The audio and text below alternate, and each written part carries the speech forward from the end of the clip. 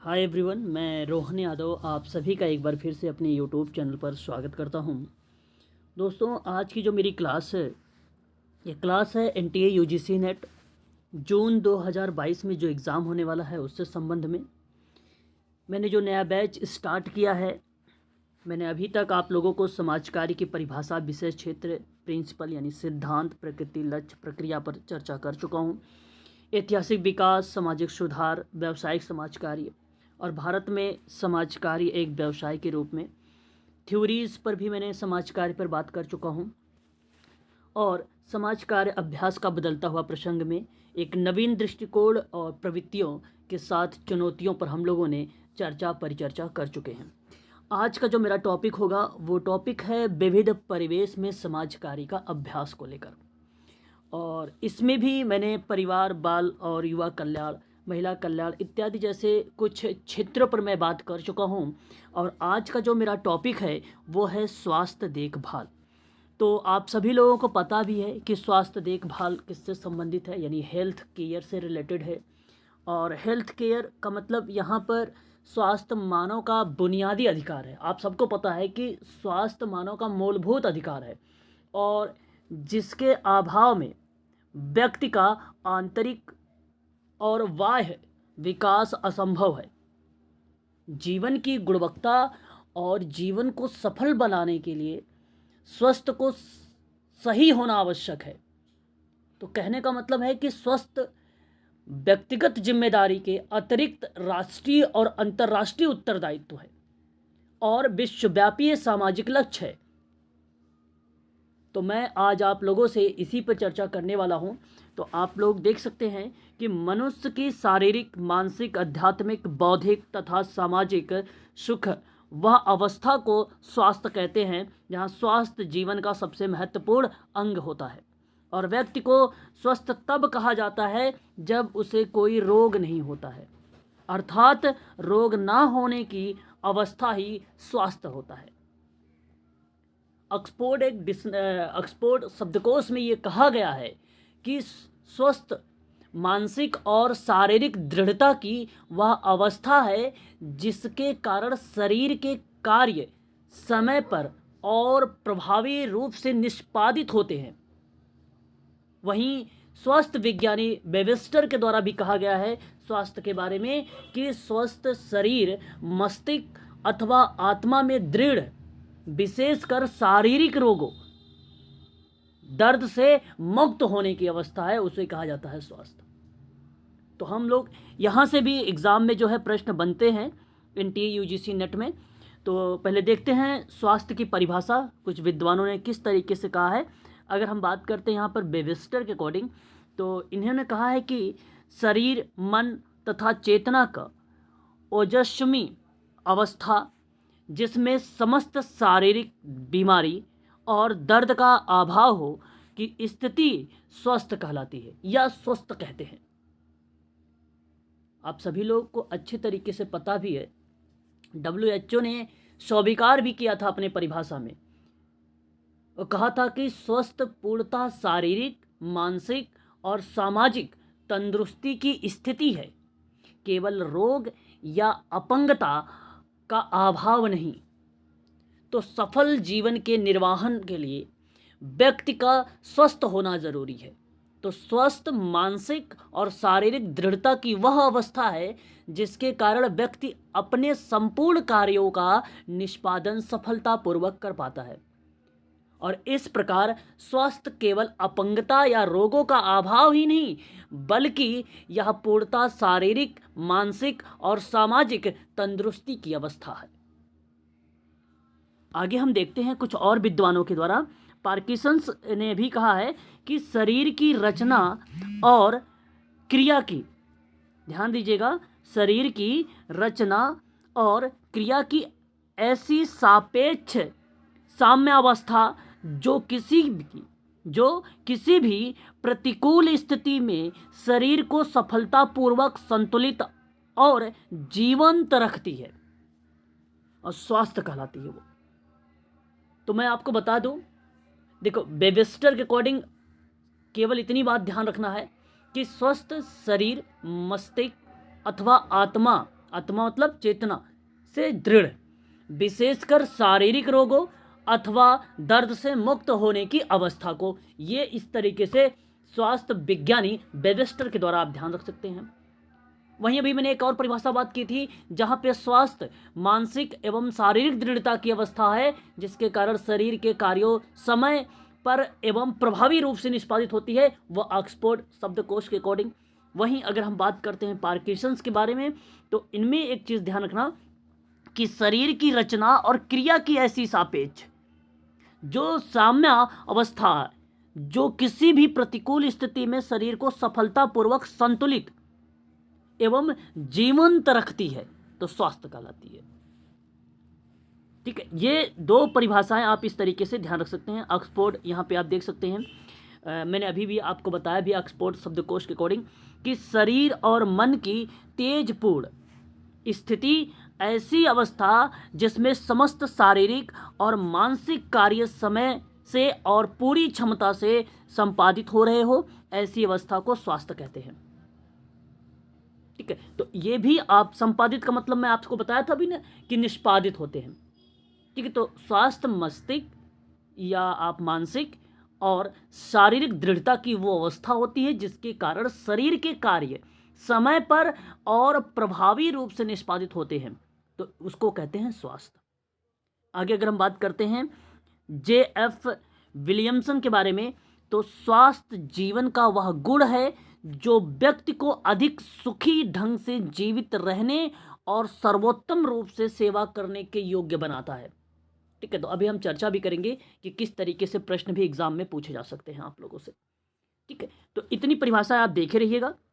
और आगे अगर हम बात करते हैं अच्छे स्वास्थ्य के संकेतों के बारे में, तो यहाँ पर सबसे पहले हमने एक पॉइंट लिया है शारीरिक स्वास्थ्य के संकेत के पॉइंट ऑफ व्यू से। यदि आप शारीरिक रूप से स्वस्थ हैं तो आप स्वस्थ तथा सहज रहेंगे। आपका वजन आपकी आयु और कद के अनुसार सामान्य होगा। आपकी आंखें चमकदार होंगी। आपके शरीर के सभी अंग सामान्य रूप से कार्य कर रहे होंगे और आप कम ही अस्वस्थ होंगे। आपकी त्वचा स्वच्छ रहेगी। आपके बालों का रंग प्राकृतिक होगा और बनावट भी प्राकृतिक होगी।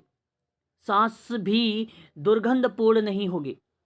आपको भूख भी ठीक लगेगी। आपको नींद भी ठीक आएगी। तो इसको कहा जाता है शारीरिक रूप से संकेत है कि ये स्वस्थ है व्यक्ति है। वहीं आगे अगर हम बात करते हैं मानसिक रूप से, तो यदि आप मानसिक रूप से स्वस्थ हैं तो कौन कौन सी बातें हो सकती हैं? आप अपने मनोभावों पर नियंत्रण रख सकते हैं।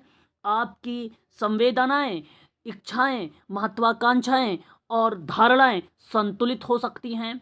जीवन की वास्तविकताओं को स्वीकार करने की और उनका सामना करने की क्षमता भी हो सकती है और आपके मन में आत्मविश्वास हो सकता है। जीवन के सामान्य तनाव से निपटने की क्षमता हो सकती है।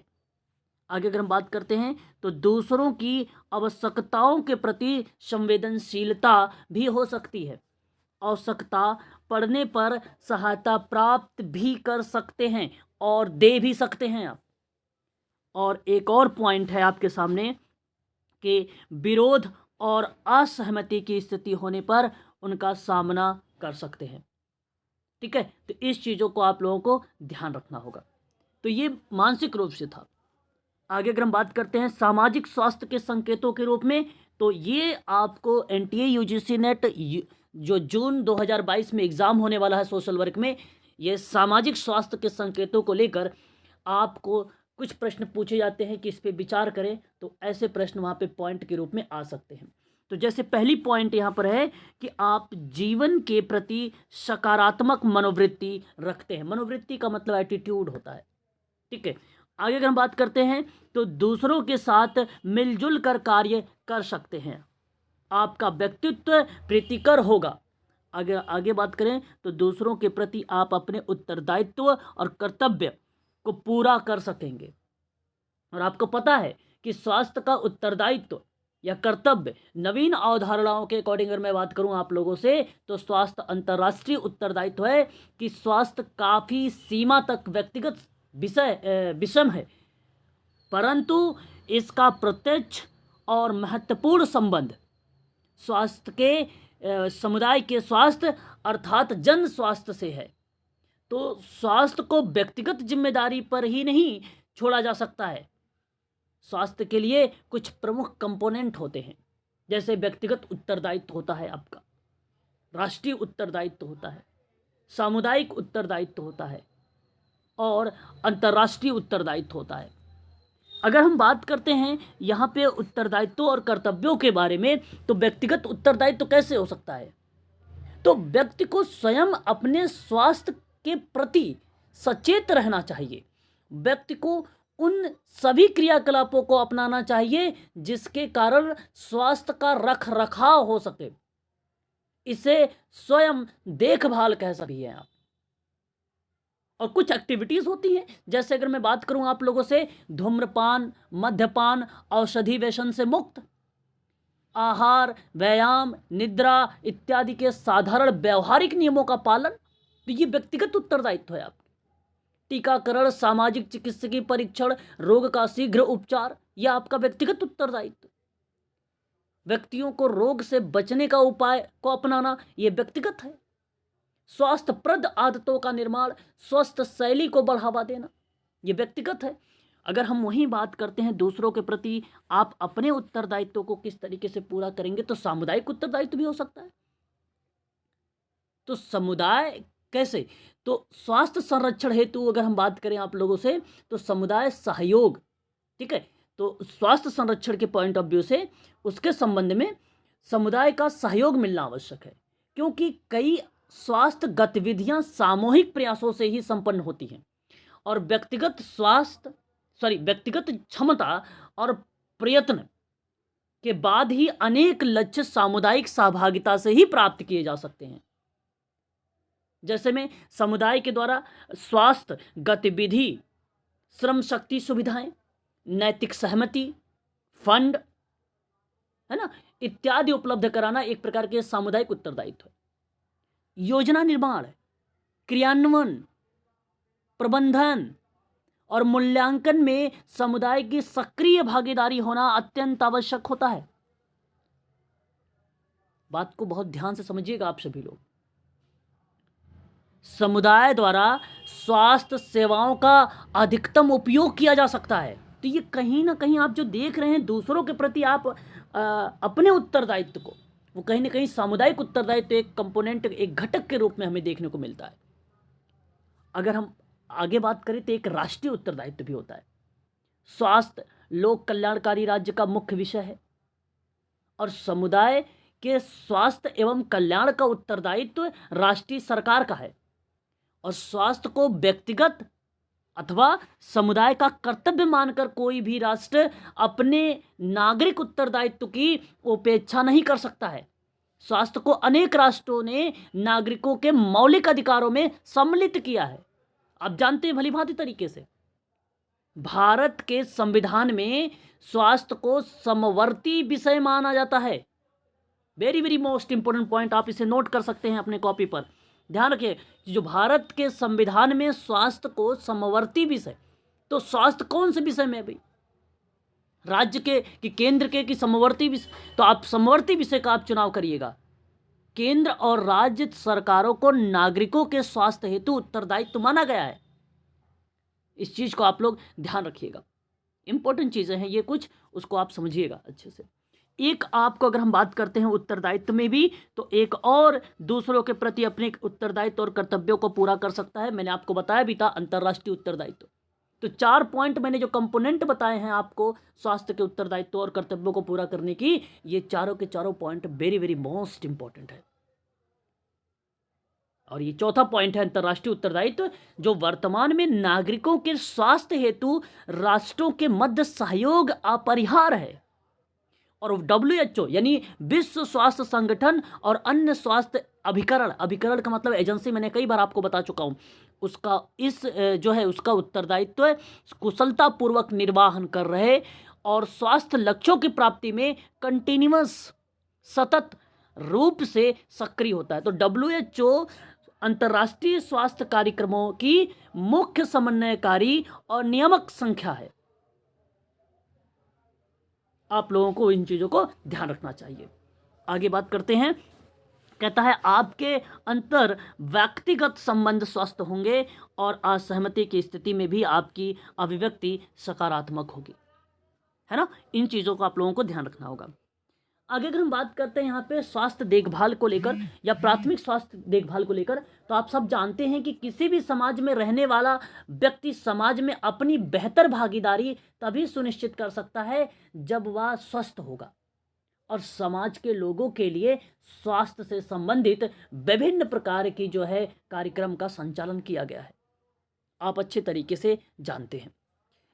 आगे अगर हम बात करते हैं तो प्राथमिक स्वास्थ्य देखभाल स्वास्थ्य और कल्याण का एक पूरे समाज का दृष्टिकोण है जो व्यक्तियों, परिवार और समुदायों की आवश्यकताओं और प्राथमिकताओं पर आधारित होती है। यह स्वास्थ्य से अधिक व्यापक निर्धारकों को संबोधित भी करता है और शारीरिक, मानसिक और सामाजिक स्वास्थ्य और कल्याण के व्यापक और आपस से संबंधित पहलुओं पर भी ये केंद्रित होता है या केंद्रित है, ऐसा भी हम कह सकते हैं। तो याद रखिएगा, बहुत इंपॉर्टेंट टॉपिक है ये हेल्थ केयर। ठीक है, आगे बढ़ते हैं और नेक्स्ट पॉइंट पे चलते हैं।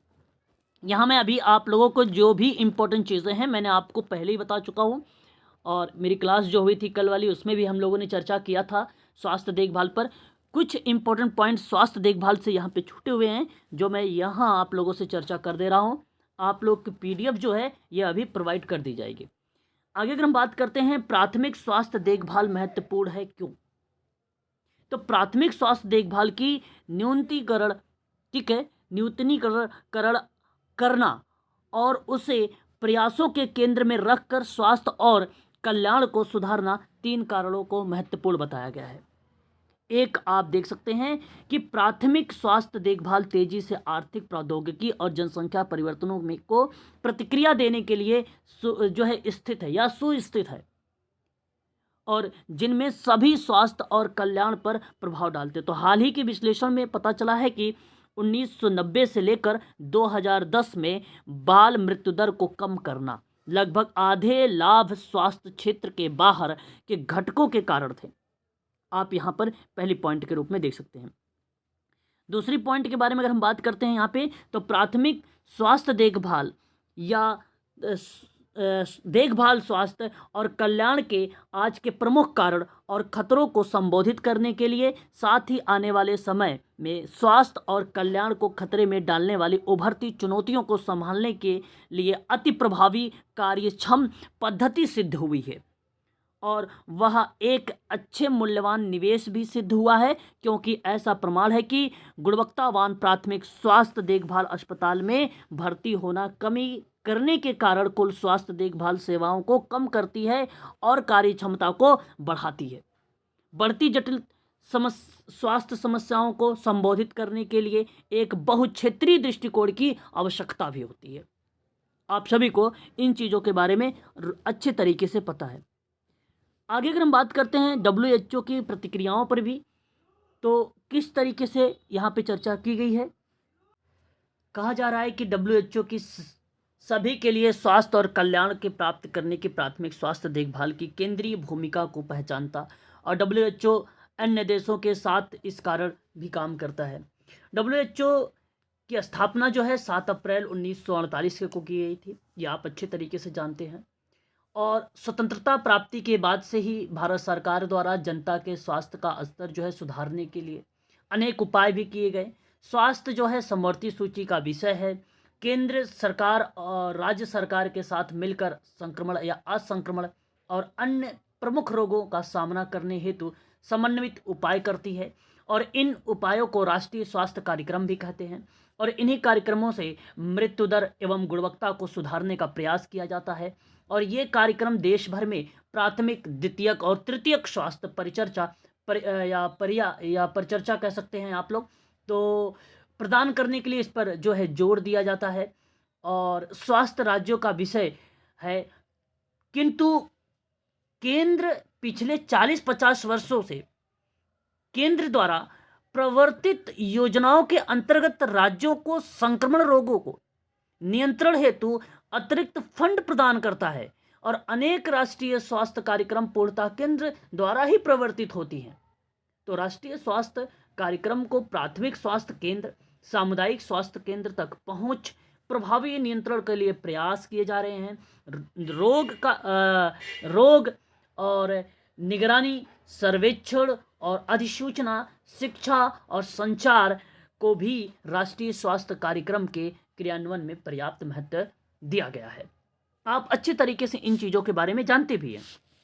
तो WHO की जो भूमिका रही, जो प्रतिक्रिया रही, आप यहाँ पे भी देख सकते हैं कि विश्व स्वास्थ्य संगठन सभी के लिए स्वास्थ्य और कल्याण को प्राप्त करने को प्राथमिक स्वास्थ्य देखभाल की केंद्रीय भूमिका को पहचानता। WHO अन्य देशों के साथ इस कारण से काम करता है। समावेशक नीतियां विकसित करने के लिए देशों को देना, प्राथमिक स्वास्थ्य देखभाल पर आधारित देश के नेतृत्व और स्वास्थ्य प्रणालियों जो चिरस्थायी विकास ध्येयों का मतलब होता है उद्देश्य और वैश्विक स्वास्थ्य कवरेज प्राप्त करने के लिए कार्य करता। आगे अगर हम बात करते हैं, बहुक्षेत्रीय कार्य के माध्यम से व्यापक असामान्यता और स्वास्थ्य के निर्धारकों को संबोधित करता। ठीक है, तो इन चीज़ों को आपको भी ध्यान रखना होगा। आगे अगर हम बात करते हैं, जब स्वास्थ्य देखभाल के परिप्रेक्ष्य से या उसके लिए विभिन्न प्रकार के जो राष्ट्रीय कार्यक्रम चलाए गए हैं, जैसे एक है राष्ट्रीय ग्रामीण स्वास्थ्य मिशन, ये काफ़ी ज़्यादा इम्पोर्टेंट है। और इस योजना के बारे में अगर हम बात करें तो प्रारंभ हुई थी 12 अप्रैल 2005 को, और इस योजना का उद्देश्य ही था कि दूर दराज के ग्रामीण क्षेत्रों का निर्धनता परिवार को सुलभता या एक प्रकार से वाहनीय, ठीक है, वाहनी और उत्तरदायित्व गुणवत्ता युक्त स्वास्थ्य सेवाएं प्रदान करना। और राष्ट्रीय ग्रामीण स्वास्थ्य मिशन का बल जो है बेसिकली जल, सफाई, शिक्षा, पोषण, सामाजिक और लैंगिक समानता जैसे स्वास्थ्य के अनेक निर्धारकों पर इसने बल दिया है। तो भारत सरकार द्वारा राष्ट्रीय स्वास्थ्य मिशन की शुरुआत 12 अप्रैल 2005 को की गई थी। मुख्य रूप से ग्रामीण व्यक्तियों, महिलाओं और विशेष रूप से बच्चों को प्राथमिक स्वास्थ्य देखभाल की सुविधा प्रदान करने हेतु इसे शुरू किया गया था। और आपको पता होगा कि 18 राज्यों पर विशेषकर इसको जो है ध्यान दिया गया, और जिन राज्यों में कमजोर नागरिक स्वास्थ्य सूचक है उस पर भी बल दिया गया। तो आप जिसमें से 18 राज्यों के नाम आप देख सकते हैं: छत्तीसगढ़, मेघालय, मिजोरम, बिहार, मणिपुर, असम, अरुणाचल प्रदेश, हिमाचल प्रदेश, जम्मू कश्मीर, उड़ीसा, नागालैंड, मध्य प्रदेश, उत्तर प्रदेश, राजस्थान, सिक्किम, त्रिपुरा और उत्तरांचल में जो है राष्ट्रीय ग्रामीण स्वास्थ्य मिशन जो है एक प्रकार से एक सकारात्मक दृष्टिकोण से जो है चलाया गया है। इन चीज़ों को आप ध्यान से देख सकते हैं। ये जो है सेंट्रल गवर्नमेंट स्कीम है, राष्ट्रीय ग्रामीण से जो है स्वास्थ्य मिशन, जो 12 अप्रैल 2005 को संपूर्ण राष्ट्रीय ग्रामीण नागरिकों के लिए चलाया गया है। उद्देश्य इसका यही है, स्वास्थ्य एवं देखभाल सेवाएं प्रदान करना। अगर हम बात करते हैं इसके लक्ष्यों को लेकर, तो कुछ इसके इंपॉर्टेंस पॉइंट्स हैं, जैसे मातृत्व मृत्यु दर एवं शिशु मृत्यु दर के आंकड़ों में कमी लाना। आप लोग इसको ध्यान रखिएगा, यहाँ पर प्रश्न आप लोगों को देखने को मिल सकते हैं। मलेरिया और डेंगू जैसी बीमारियों के वार्षिक मामलों में कमी लाना, और स्थानीय बीमारी के स्वास्थ्य, संचारी व गैर संचारी रोगों की रोकथाम और नियंत्रण करना।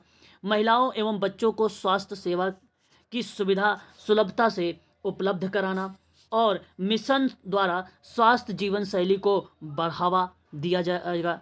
ठीक है, विशेष रूप से कमजोर जनसूचक राज्यों पर ध्यान दिया जाएगा। पंचायती राज संस्थानों का सुदृढ़ीकरण किया जाएगा। आशा की सहायता से स्वास्थ्य देखभाल को बढ़ावा दिया जाएगा। वैकल्पिक औषधि पद्धतियों को प्रोत्साहन दिया जाएगा। सारे के सारे जो पॉइंट्स हैं ये इजी पॉइंट्स हैं, आपको समझ भी आ रहा होगा कि राष्ट्रीय ग्रामीण स्वास्थ्य मिशन के अंतर्गत क्या क्या बातें कही जा रही हैं। समस्त राष्ट्रीय ग्रामीण बच्चों को टीकाकरण करना, तपेदिक क्षय जैसे रोगों की रोकथाम करना, और साल में पेयजल और सुलभ शौचालय की व्यवस्था भी उपलब्ध कराना, इत्यादि बहुत सारे ऐसे इसमें लक्ष्य जो है मेंशन किए गए हैं।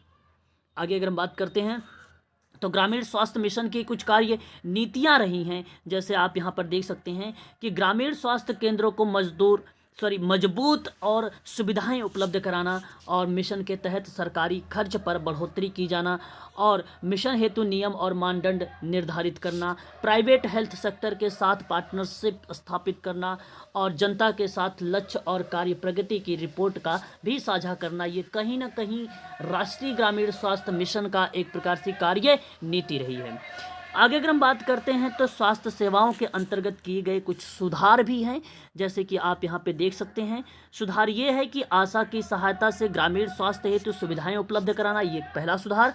दूसरे के बारे में बात करें अगर, उपकेंद्रों की क्षमता में वृद्धि करने हेतु किए गए कुछ कार्य, आवश्यकता के अनुसार नए उपकेंद्रों का निर्माण करना, उपकेंद्रों हेतु नई बिल्डिंग का निर्माण करना, उक्त क्षेत्रों की महिला कार्यकर्ता की नियुक्ति करना, यदि आवश्यकता हो तो 10,000 रुपये महिला कार्यकर्ता के को दिए जाएंगे, जिनका प्रयोग ग्रामीण स्वास्थ्य देखभाल में किया जाएगा। स्वास्थ्य देखभाल हेतु आवश्यक औषधि उपलब्ध भी कराई जाएगी। ये भी एक प्रकार के राष्ट्रीय ग्रामीण स्वास्थ्य मिशन 12 अप्रैल 2005 को जो शुरू किया गया था, उसके अंतर्गत कुछ देख लेते हैं बदलाव को लेकर, कुछ चेंजेस के लेकर, नवीन जो है दृष्टिकोणों को लेकर। एक है अगर हम बात करें प्राथमिक स्वास्थ्य केंद्र क्रियान्वयन और विकास वृद्धि किए गए कार्यों को लेकर, तो प्राथमिक स्वास्थ्य केंद्र 24 घंटे खुले रहेंगे, नर्सिंग की सुविधाएं भी उपलब्ध कराई जाएगी, है ना। आवश्यकता अनुसार नर्स और डॉक्टर की नियुक्ति भी की जाएगी, बिल्डिंग का निर्माण किया जाएगा, है ना। तो ये सारी चीज़ें हैं, आप यहाँ पर देख सकते हैं। अगर आपसे अगर एग्जाम में प्रश्न बनेगा तो वो राष्ट्रीय ग्रामीण स्वास्थ्य मिशन को लेकर कैसे, या तो एक प्रश्न बन सकता है कि राष्ट्रीय ग्रामीण स्वास्थ्य मिशन कब प्रारंभ किया गया था, तो ऑप्शन में होगा 12 अप्रैल 2005 को, ठीक है। अगर आपसे पूछता है राष्ट्रीय ग्रामीण स्वास्थ्य मिशन शुरू करने का मुख्य उद्देश्य क्या है, तो आपको ऑप्शन में हो सकता है कि राष्ट्र के सभी ग्रामीण लोगों को एक प्रकार से समाज के मुख्य धारा से जोड़ना, महिलाओं और बच्चों को स्वास्थ्य सेवा प्रदान करना और उन्हें स्वस्थ बनाना, ये भी ऑप्शन में हो सकता है। तो इसका एक मुख्य उद्देश्य हो जाएगा। मिशन संबंधी जानकारी प्राप्त करने के लिए क्या करें, तो आपको भलीभांति तरीके से पता है, आप इसकी वेबसाइट पे जाएं और उस पर सर्च करें और विभिन्न प्रकार की जो एक्टिविटीज़ हैं उसको आप स्टडी कर सकते हैं, वहाँ से भी आप सूचना प्राप्त कर सकते हैं। राष्ट्रीय स्वास्थ्य मिशन किसके द्वारा जो शुरू किया गया है, अभी आपको मैंने बताया है कि भारतीय सरकार नरेंद्र मोदी, ठीक है जी, के द्वारा जो है इसे शुरू किया गया है। इस हेल्थ केयर का लाभ जो है ग्रामीण लोगों को दिया जा रहा है, तो ये शहर लोगों के लिए नहीं है, ग्रामीण के लिए है, ठीक है ना।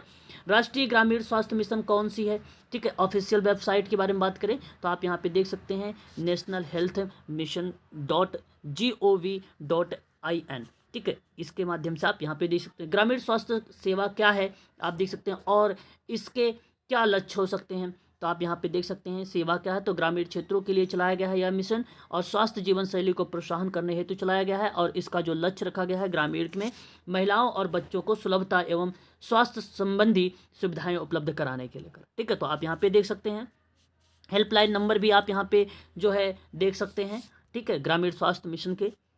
और आगे अगर हम बात करते हैं तो राष्ट्रीय शहरी स्वास्थ्य मिशन के बारे में, और इस योजना का लक्ष्य शहरी जनसंख्या की स्वास्थ्य आवश्यकताओं की देखभाल करना है। और इस योजना के अंतर्गत शहरी क्षेत्रों में प्राथमिक और द्वितीयक और क्षेत्रीय स्वास्थ्य सुविधाएं सेवा प्रदान की जाने वाली प्रणाली है, जहां पे एक नवीनीकरण एक या निर्माण या एक उन्नयन करना शामिल होता है। इन चीज़ों का भी हमें ध्यान रखना पड़ेगा। और मैं आपको बता दूं कि ये जो आपकी योजना चलाई गई है राष्ट्रीय शहरी स्वास्थ्य मिशन योजना 2013, तो मैं आपको बता देता हूँ, ध्यान रखिएगा 2005 से लेकर आप इसमें 7 साल जोड़ेंगे तो आपका आएगा 2012 तक, ठीक है। तो 2012 तक ये चलाया गया था, फिर ग्रामीण स्वास्थ्य मिशन जो था ये बंद कर दिया गया था, फिर 2013 में इसको ग्रामीण स्वास्थ्य मिशन को भी चलाया गया था, और इसकी साथ साथ ही राष्ट्रीय शहरी स्वास्थ्य मिशन भी चलाया गया था। तो शहरी आबादी और विशेष रूप से शहरी गरीबों के लिए बेहतर स्वास्थ्य सेवाएं उपलब्ध कराने के लिए केंद्रीय स्वास्थ्य और परिवार कल्याण मंत्रालय एक राष्ट्रीय शहरी स्वास्थ्य मिशन योजना तैयार की, और यह उप मिशन बृहद राष्ट्रीय स्वास्थ्य मिशन के अंतर्गत इसको शामिल किया गया। आगे अगर हम बात करते हैं तो मैंने इसी राष्ट्रीय शहरी स्वास्थ्य मिशन की योजना का प्रस्ताव 11वीं पंचवर्षीय योजना में किया गया था, और जिसके लिए 4500 करोड़ रुपए का योजना की राशि रखी गई, और इसमें व्यय वित्तीय जो समिति थी वो आप ध्यान रखिएगा 12 सितंबर 2005 को अपनी बैठक में इस योजना को मंजूरी दे दी थी, ठीक है ना। और लेकिन यह योजना शुरू नहीं हो पाई थी बेसिकली। और अगर हम बात करते हैं इसका उद्देश्य को लेकर, तो उद्देश्य यही है कि शहरी लोगों और विशेष रूप से मलिन बस्तियों में रहने वालों तथा अन्य कमजोर लोगों के लिए बेहतर स्वास्थ्य सेवाएं उपलब्ध कराना, और इस योजना को शहरी स्थानीय निकायों में सक्रिय सहयोग से चलाया जाएगा। और इस योजना को 50,000 और उससे अधिक आबादी वाले 7 महानगरों सहित 700 यानी 779 शहर और कस्बों को शामिल किए गए थे। आप यहाँ पर देख सकते हैं। आगे अगर हम बात करते हैं राष्ट्रीय शहरी स्वास्थ्य मिशन जो है स्टार्ट कब किया गया था, मई 2013 में इसको लॉन्च किया गया था। और देख सकते हैं राष्ट्रीय शहरी स्वास्थ्य मिशन के साथ ही अतिव्यापी राष्ट्रीय स्वास्थ्य मिशन के उप मिशन के रूप में सम्मिलित भी था, ठीक है, यानी इसको इन्वॉल्व भी किया गया था। आगे अगर हम बात करते हैं यहाँ पर, तो इसका मुख्य उद्देश्य और भी चीज़ें देख सकते हैं, पूर्ण कार्यात्मकता, विकेंद्रीकरण और सामुदायिक स्वामित्व वाली प्रणाली बनाना जो अधिक अंतर क्षेत्रीय समन्वय के साथ, ताकि पानी, स्वच्छता, पोषण, लिंग और शिक्षा जैसे लोगों के स्वास्थ्य को प्रभावित करने वाले व्यापक सामाजिक निर्धारक कारकों को भी समान रूप से संबोधित किया जाएगा। मैं आपको बता दूं कि राष्ट्रीय स्वास्थ्य कार्यक्रम के अंतर्गत बहुत सारी चीज़ें रहीं, जैसे जननी शिशु सुरक्षा कार्यक्रम रहा है एक, आपको अच्छे तरीके से पता होगा। 1 जून 2011 को चलाया गया भारत सरकार के द्वारा जननी शिशु सुरक्षा कार्यक्रम, और यह प्रारंभिक लक्ष्य सभी गर्भवती महिला को सार्वजनिक स्वास्थ्य संस्थानों से पूर्णतः मुक्त एवं ऑपरेशन के मामले में भी कोई खर्चीला प्रसव ना हो पाए, इस तरीके का बारे में बात किया है शिशु जननी सुरक्षा कार्यक्रम में, ठीक है। इन चीज़ को भी आप ध्यान रखिएगा। और अगर हम बात पहले भी बता चुके हैं कि महिला कल्याण के पॉइंट ऑफ व्यू से कि मातृत्व स्वास्थ्य कार्यक्रम में, तो एक जननी सुरक्षा योजना है जो 12 अप्रैल 2005 को चलाया गया था, जो गरीब गर्भवती महिलाओं के संस्थागत प्रसव को प्रोत्साहन देने के लिए इसको स्टार्ट किया गया था। और यह योजना सभी राज्यों में और केंद्र शासित प्रदेशों में लागू भी है, ठीक है। तो इसको भी ध्यान रखिएगा, और प्लस में आप लोग जो है जननी शिशु सुरक्षा कार्यक्रम भी ध्यान में रखिएगा। इंपॉर्टेंट चीज़ें हैं जो उसको आप ध्यान रखिएगा। एक तो आप लोगों ने नाम सुना होगा नवजात शिशु सुरक्षा कार्यक्रम। ये बेसिकली जन्म के संबंधित समस्या, जैसे हाइपोथर्मिया से बचाव, ठीक है, इन्फेक्शन से बचाव, स्तनपान के पूर्व शुरुआत और नवजात पुनर्जीवन के आधार के लिए स्वास्थ्य कार्यकर्ताओं को नवजातों की देखभाल और पुनर्जीवन के लिए प्रशिक्षित करने का लक्ष्य रखा गया था नवजात शिशु सुरक्षा कार्यक्रम के अंतर्गत। तो आप ये चीज़ें भी यहाँ पर देख सकते हैं। और भी है, जैसे राष्ट्रीय कुष्ठ, अगर हम बात करें कुष्ठ निवारण उन्मूलन के बारे में, तो इसकी शुरुआत सन 1955 में की गई थी भारत सरकार के द्वारा, और 1982 में बहुऔषधि चिकित्सा का एक बृहद रूप में इस्तेमाल शुरू हो गया था 1982 में। और 1983 में राष्ट्रीय कुष्ठ उन्मूलन कार्यक्रम जो है शुरू हो गया था, ठीक है। आगे अगर हम बात करते हैं राष्ट्रीय मधुमेह नियंत्रण एक कार्यक्रम रहा है, आपको पता होगा, ये भी 11वीं पंचवर्षीय योजना के दौरान 12 राज्यों और 100 जिलों में की पहचान की गई थी, जिसमें इसको स्टार्ट किया गया था भारत सरकार के द्वारा कि कैंसर, मधुमेह, हृदय रोग और जो है स्टोरेज जैसे गैर संचारी रोगों के में ये बेसिकली स्टार्ट किया गया था राष्ट्रीय मधुमेह नियंत्रण कार्यक्रम में, ठीक है। तो 11वीं पंचवर्षीय योजना के माध्यम से इसको स्टार्ट किया गया था, याद रखिएगा, ये भी इंपॉर्टेंट है। बाकी आपको ये भी पता होगा राष्ट्रीय दृष्टिहीनता नियंत्रण कार्यक्रम भी चलाया गया था, ये भी स्वास्थ्य ही से संबंधित है ना। तो इसको भी ध्यान रखना कि क्षेत्रीय नेत्र विज्ञान संस्थान की स्थापना करना, मेडिकल कॉलेज, जिला चिकित्सालय, प्राथमिक स्वास्थ्य केंद्र और नेत्र चिकित्सा की सुविधा का स्तर को बढ़ावा देना, नेत्र चल इकाइयों का विकास करना, नेत्र विज्ञान सेवाओं के लिए आवश्यकता के अनुसार जो है नेत्र कर्मियों और नेत्र विशेषज्ञ, नेत्र नर्स, सहायक इत्यादि को प्रशिक्षण के रूप में इनको प्रशिक्षण किया गया और उनको फिर नियुक्ति भी दी गई, ठीक है। आगे अगर हम बात करते हैं तो राष्ट्रीय मानसिक स्वास्थ्य कार्यक्रम के माध्यम से भी जो है इसको चलाया गया, लोगों को स्वस्थ किया गया, लोगों को समाज की मुख्य धारा से जोड़ा गया, सामुदायिक भागीदारी को बढ़ावा दिया गया, समुदाय में जो है स्वास्थ्य या स्वयं सहायता को प्रेरित करने के लिए सभी के लिए न्यूनतम मानसिक स्वास्थ्य परिचर्या की उपलब्धता एवं जो है सुगमता सुनिश्चित करने के उद्देश्य से वर्ष 1982 में राष्ट्रीय मानसिक स्वास्थ्य कार्यक्रम स्टार्ट किया गया था। राष्ट्रीय मानसिक स्वास्थ्य कार्यक्रम कब स्टार्ट किया गया? 1982 में स्टार्ट किया गया था। इसको भी आप लोग ध्यान रखेंगे, ठीक है ना। आगे अगर हम बात करते हैं यहाँ पे, तो ये किसके संबंध में था? शहरी को लेकर। तो आप देख सकते हैं सभी लोग जो है विशेष रूप से गरीब श्रेणी के संबंध में थे, ठीक है। लाभ, अच्छी गुणवत्ता, सुरक्षित दवाएं, निदान, उपचारात्मक प्रक्रियाएं लाभार्थियों के लिए उपलब्ध कराना, ठीक है, ये चीज़ें थी। आगे अगर हम बात करते हैं, जैसे एक प्रश्न है यहाँ पे मेंस के पॉइंट ऑफ व्यू से कि राष्ट्रीय स्वास्थ्य मिशन 2017 के बारे में मैं आपको बता दूं, आप लोग जानते भी हैं भलीभांति तरीके से, राष्ट्रीय स्वास्थ्य जो है नीति जब लाई गई थी सबसे पहले 1983 में लाई गई थी, और 1983 में जो लाई गई थी तो वहाँ पे एक आत्मा घोषणा था, नोट कर लीजिएगा, जो 1983 का है, ठीक है। राष्ट्रीय स्वास्थ्य नीति 1983 की जो है वो एक नाम आता है तो उसको ध्यान रखिएगा। अल्मा अता घोषणा का भारत का एक हस्ताक्षरकर्ता सदस्य है। अतः भारत सरकार सबके लिए स्वास्थ्य के लक्ष्य के प्रति वचनबद्ध है और इस लक्ष्य की प्राप्ति हेतु भारतीय संसद में राष्ट्रीय स्वास्थ्य नीति सन 1983 में घोषित की गई थी, जिसमें कुछ एक्टिविटी की गई थी 1983 में। 1983 की अगर हम बात करते हैं तो सन 1983 में शिशु मृत्यु दर को वर्ष 2000 तक 60 से नीचे लाना था। जीवन प्रत्याशा को वर्ष 2000 तक 64 वर्ष तक बढ़ाना था। देखिए, अभी मैं 1983 की बात कर रहा हूँ, ना कि 2017 की बात कर रहा हूँ, ठीक है। और अशोधित एवं सकल जन्म दर जो बताया गया कि प्रति 1000 जनसंख्या पर 9 तक को घटाना था। वर्ष 2000 तक शुद्ध प्रजनन दर प्राप्त करना और समस्त ग्रामीण समुदाय को पेयजल उपलब्ध कराना इत्यादि चीज़ों के बारे में राष्ट्रीय स्वास्थ्य नीति सन 1983 के अंतर्गत ये बातें कही गई थी। लेकिन अगर हम बात करते हैं 2017 के अनुसार, अच्छा, उसके बाद आपकी दूसरी जो आई थी एक नीति 1983 के बाद, वो आई थी नीति 2002 में। हालांकि ज़्यादातर ये सकारात्मक नहीं साबित हुई। उसके बाद जो है 2017 में लाया गया था, ठीक है। याद रखेंगे सारे के सारे पॉइंट जो मैं बता रहा हूँ आप लोगों के लिए इम्पोर्टेंट है, सारे के सारे पॉइंट, ठीक है। एग्ज़ाम के पॉइंट ऑफ व्यू से ये पूछे जा सकते हैं। मार्च 15 मार्च 2017 को राष्ट्रीय स्वास्थ्य नीति को जो है पारित किया गया और इसका उद्देश्य था कि भारत में सबके लिए अच्छे स्वास्थ्य और कल्याण के लक्ष्य का साकार करना था। और इसी जो है इसके लिए सरकार की भूमिका जो है स्वास्थ्य प्रणाली के लिए सभी विभाग और यथा संगठन निवेश और स्वास्थ्य है ना, स्वास्थ्य सेवाओं का वित्त पोषण, अच्छे स्वास्थ्य और प्रोत्साहन, तकनीकी में सहायता, बीमारियों की रोकथाम, अच्छे स्वास्थ्य के लिए उचित शिक्षा की व्यवस्था, ठीक है। इन सारी चीज़ों के बारे में बात की गई थी। तो राष्ट्रीय स्वास्थ्य नीति 2002 के लागू होने के 15 वर्ष बाद गुणवत्ता युक्त या स्वास्थ्य देखभाल यानी हेल्थ केयर सुविधाओं को सर्वसुलभ बनाने के उद्देश्य से भारत सरकार ने हाल ही में भारतीय स्वास्थ्य नीति 2017 को अनुमोदित किया, यानी स्वीकृति किया या स्वीकार किया, और इसे स्वास्थ्य क्षेत्र के इतिहास की एक बड़ी छलांग माना जाता है। तो इस नीति के अंतर्गत जो है कुछ प्रावधान दिए गए हैं।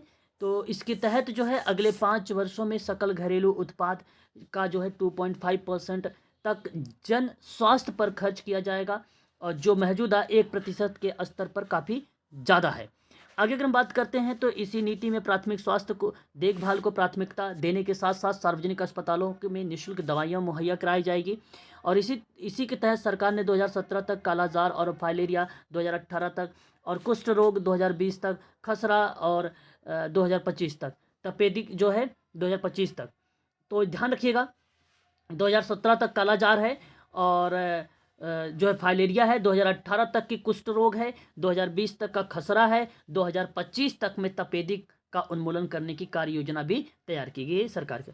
हृदय वाहिका रोग, कैंसर, मधुमेह, श्वास संबंधी रोगों में से होने वाली अकाल मृत्यु की साल 2025 तक घटाकर 25% तक करने की बात कही गई है।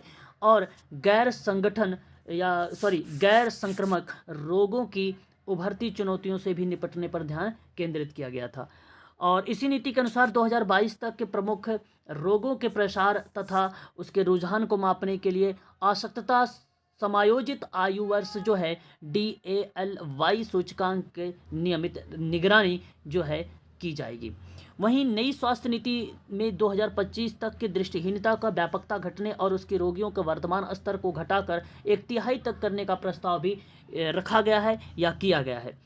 नई नीति में जीवन प्रत्याशा जो है 68.7 साल से बढ़ाकर 2025 तक में 70 साल करने का लक्ष्य रखा गया है। अकाल मृत्यु को 25% कम करने तथा 5 वर्ष से कम आयु के बच्चों को मृत्यु दर की वर्ष 2025 तक को कम करके 23 प्रति 1000 का लक्ष्य रखा गया है। शिशु मृत्यु दर को घटाकर 28 प्रति 1000 2019 तक का लक्ष्य भी इसी नीति में शामिल किया है। आगे अगर बात करते हैं 2025 तक का कुल प्रजनन दर को जो है 2.5 के स्तर पर लाना था, और 2016 के बारे में अगर हम बात करें कितना यहाँ पर रखा गया था तो 2.3 था, याद रखिएगा।